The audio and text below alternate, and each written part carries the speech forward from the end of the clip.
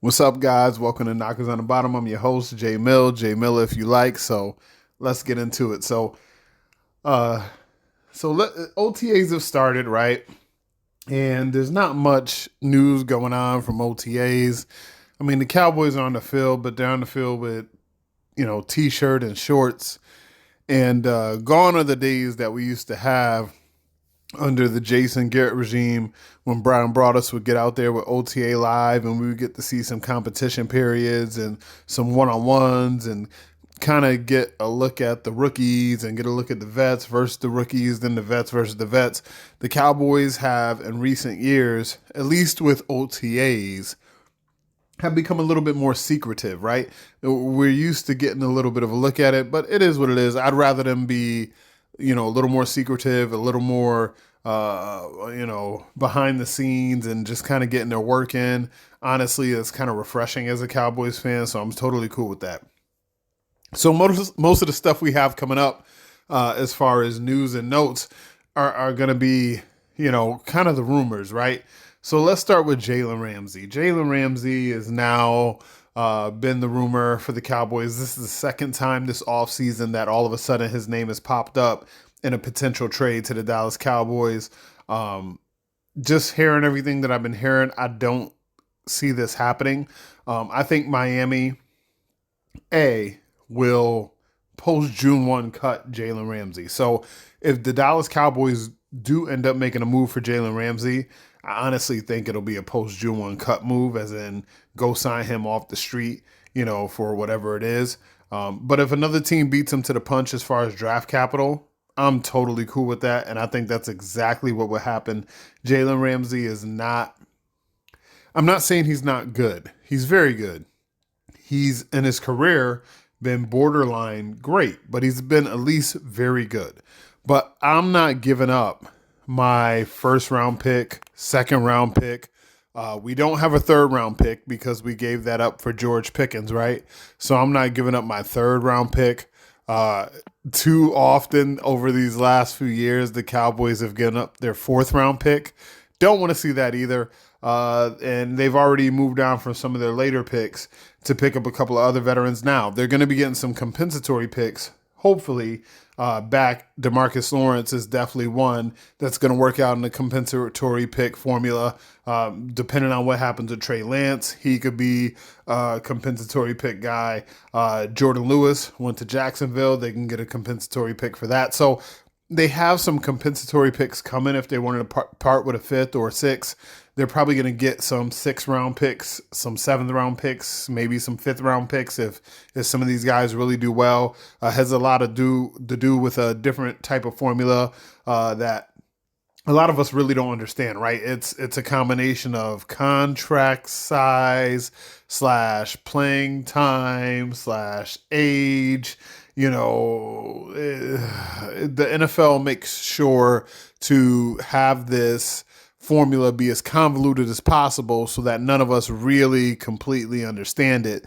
But the Cowboys, nevertheless, will be getting compensatory picks for some of these players. So I don't expect, even if they threw out a pick for Jalen Ramsey, it will be one of those picks that are later rounds because they know they're getting compensatory picks back.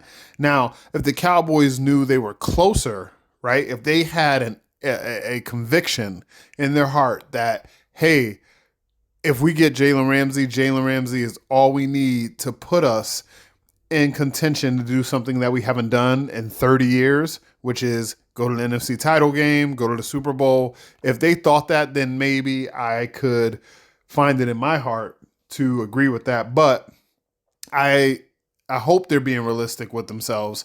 The biggest lies, right, are the lies that we tell ourselves. Those are the most detrimental lies. Those are the worst type of lies, right?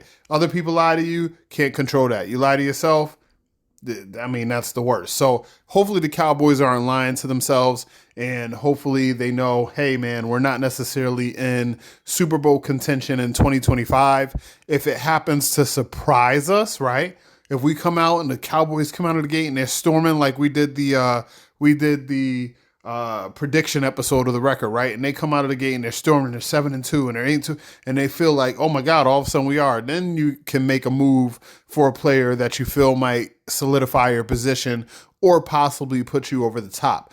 But it doesn't look like that right now. Looks like the Cowboys are still about a year or two away from being a year or two away. So at this point, you kind of just see what happens with your roster and let it play out. You know, you made the George Pickens deal. That sounds pretty good right now, and that's kind of where I would leave it. If I did anything else, it would be off the street free agents.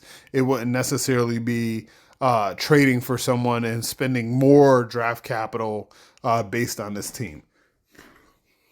So one of the other things that I started to have questions about over these last few days and over the last week since we did our last episode is, are the Cowboys underrated? Right? So this PFF list came out, and actually a couple lists came out. We'll touch on both. But one of the lists was the quarterback ranking. And, you know, here I don't usually try to talk about the stars as much as possible. I kind of try to keep it to, hey, what's going on overall with the team? What's going on overall with the roster? And what kind of hidden gems can we find, right? But, hey, off season, you know how that goes. Content is gold. And PFF came out with a list as far as the top quarterbacks in the league. And they had Dak Prescott ranked 17th. So that started getting my wheels turning, right? Because if Dak's ranked 17th, right, and then they also released a top 32 wide receivers in the league ranking, and they had CeeDee Lamb 7th, which I disagree with, but it's not egregious, right? I'm a Cowboys fan. I'm always going to look at things through a Cowboys fan lens. I try to be as realistic as possible. I try not to be super homered up, but I do know that my perception is obviously skewed. I watch this team the most. I follow this team the most. I cover this team. So, of course, my perception of the players that they have in the building are going to be different than, let's say, the players that, you know, the Carolina Panthers have, or the players that the Indianapolis Colts have. Because as much as I love football, I'm a football nerd. I pay attention to all 32 teams, but I would be lying to you if I said I pay attention to all 32 teams as much as I pay attention to the Dallas Cowboys. So I do take that into account. But still, they rank the top 32 receivers. CeeDee Lamb 7th. Okay, not egregious. Don't agree with it. I actually think he's 3rd. The only two receivers I would throw ahead of CeeDee Lamb are Jamar Chase and Justin Jefferson. If you wanted to argue A.J. Brown, if you wanted to argue Amon-Ra, the Sun God, I might listen, right? So at worst, I will put CeeDee Lamb 6th. So that's why 7th isn't necessarily egregious to me. But what's egregious to me is that George Pickens is not on the list at all.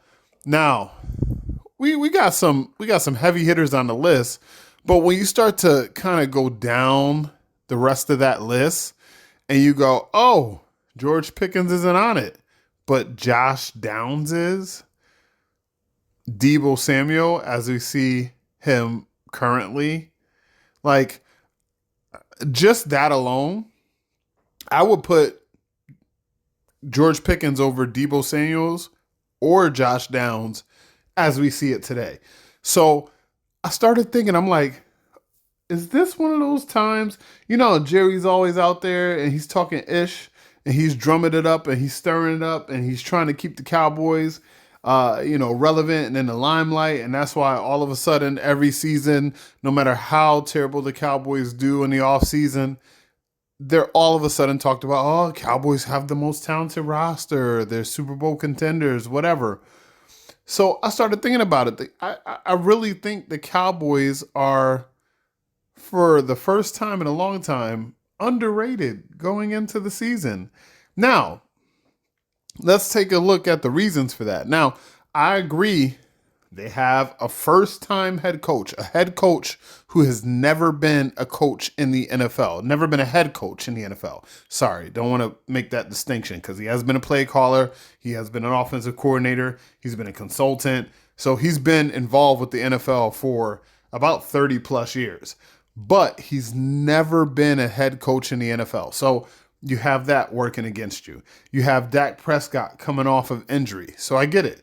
That's working against you. You have George Pickens, who has been a person that's known as a volatile personality. That's working against you. You have Trayvon Diggs coming back from injury. You have Deron Bland, who had an injury last year. You have your rookie third round pick, Savon Ravel. He's also coming back from injury. So I do understand that there are some reasons. Malik Hooker is 9 years in the league.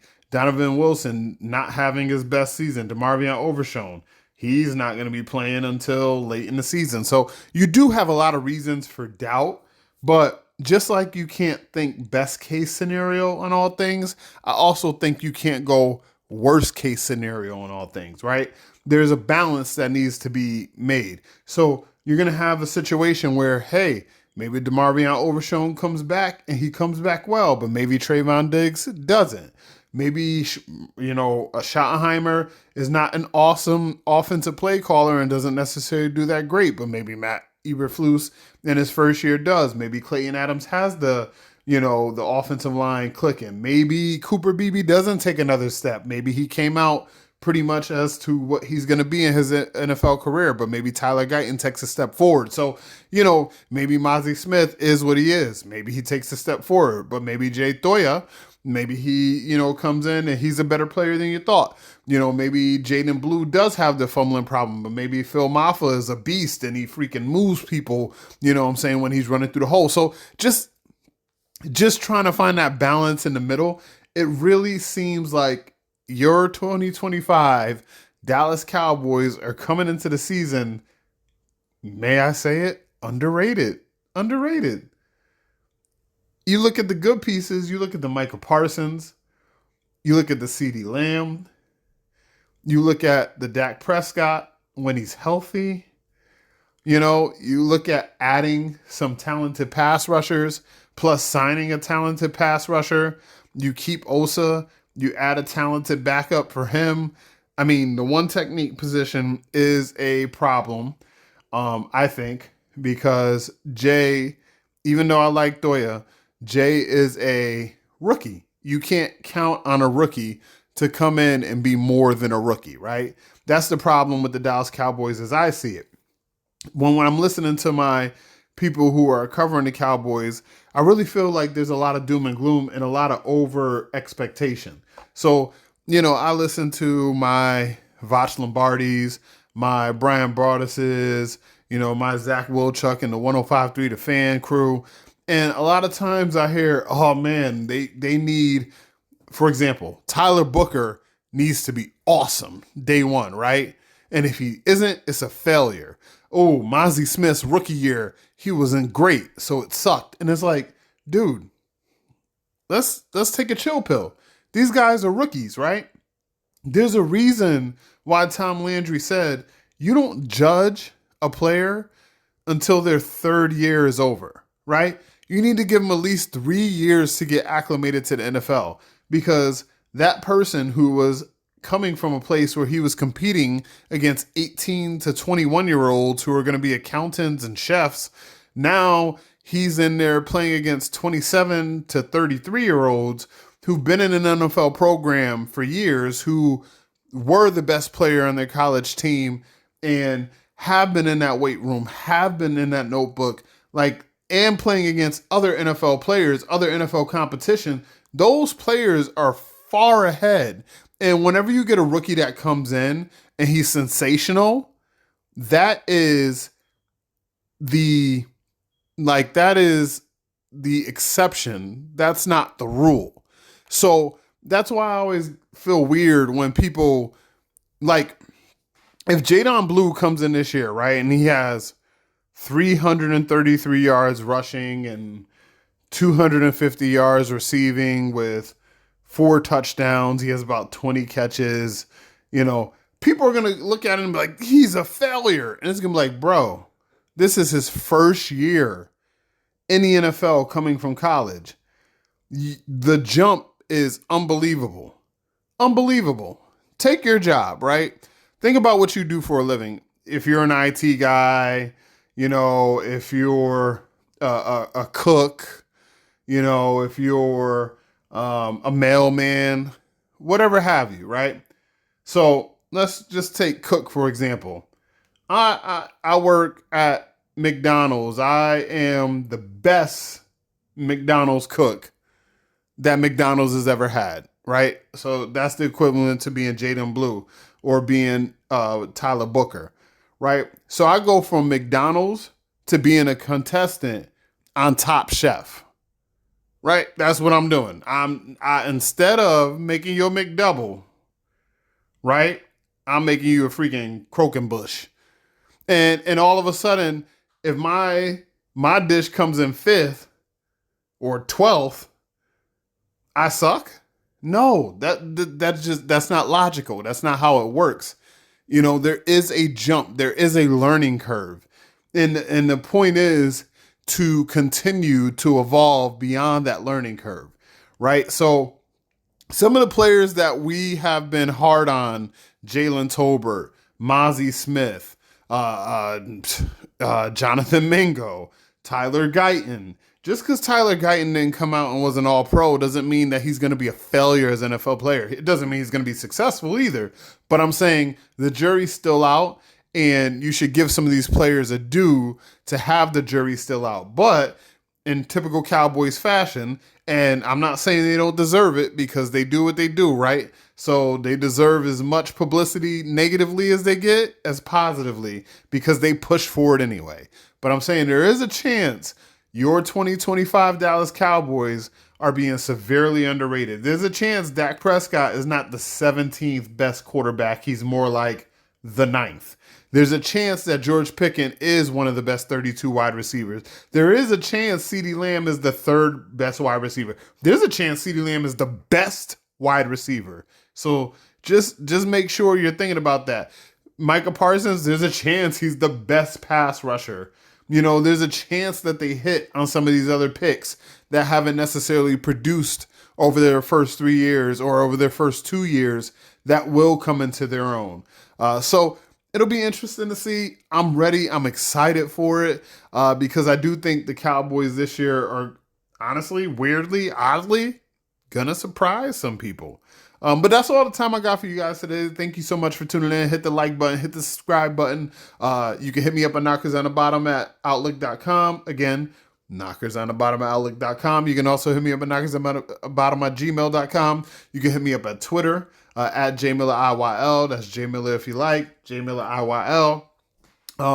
You can hit me up in the comments below if there's anything specific you want me to cover. Any questions that you have, I'll take them here. I'll take them via Twitter. I'll take them via email.